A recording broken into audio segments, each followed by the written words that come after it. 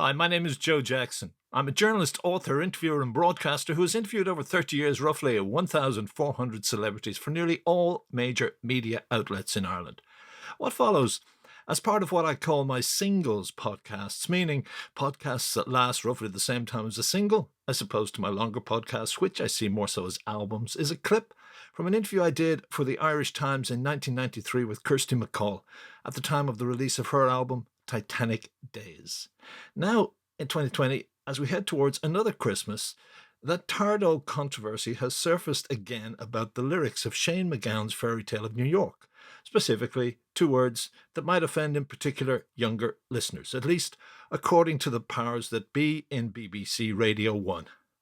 My own point of view is that a piece of art, which most definitely is what the Pogues plus Kirsty McColl's recording of Fairytale of New York is, should remain true to and reflect the time in which it was created.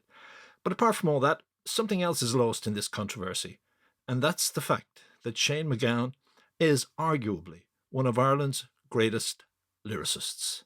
By the way, back in 1993, Kirsty and I did discuss, as you'll hear, the fear many fans had that Shane might self-destruct and die. She says he'll probably outlive us all. Maybe he will.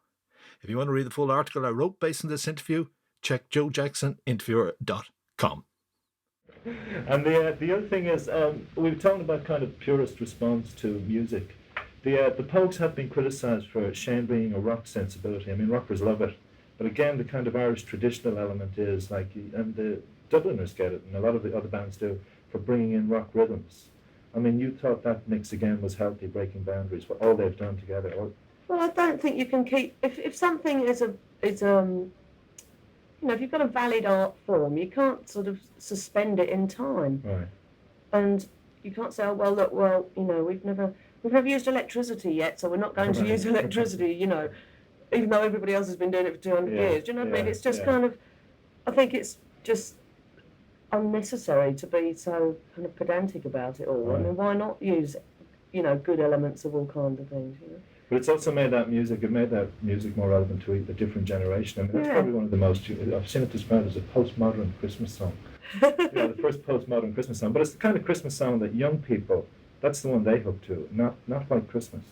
You know what I mean? So it's become kind of... Well, I think that was I don't think it's because it's not a particularly rock sort of presentation in that song. No, not presentation, but it's very traditional in a way. I mean, it's all, the playing on it is fairly traditional. The instruments are sort of fairly traditional, and the orchestra, is a very traditional sound. I think, when I say rock sensibility, I mean the attitude. Yeah, the attitude. The lyric, the twist on lyrics. The lyrics are so good. And I think that's why I like it so much, is because it so much, especially at Christmas, a lot of the music is so cloying and sentimental that it makes you, it's like eating too much cake, it just makes you feel sick. It's like, oh no, not again. It's like, I can't handle White Christmas again. And when you get something that, is much more earthy and warts and all, but it's still very romantic. Post-punk. Yeah, but it's very romantic without being sort of sickly, Yeah. Do you like Shane as a lyricist? I mean, I think he's brilliant. One of the strongest composers, yeah. Well, he's a fantastic lyricist.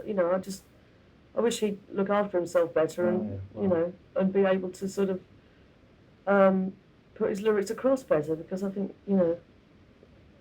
he'd do himself better justice. I mean, But he's not putting them across at all now.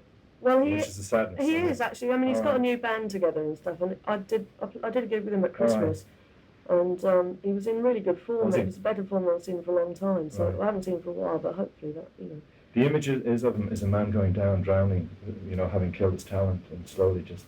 But that's been his image for an awfully long time, and I think he'll probably outlive all of us. Do you think so? I hope so. I hope he proves us all wrong. I hope so. But there is this kind of like when he turned up on Van.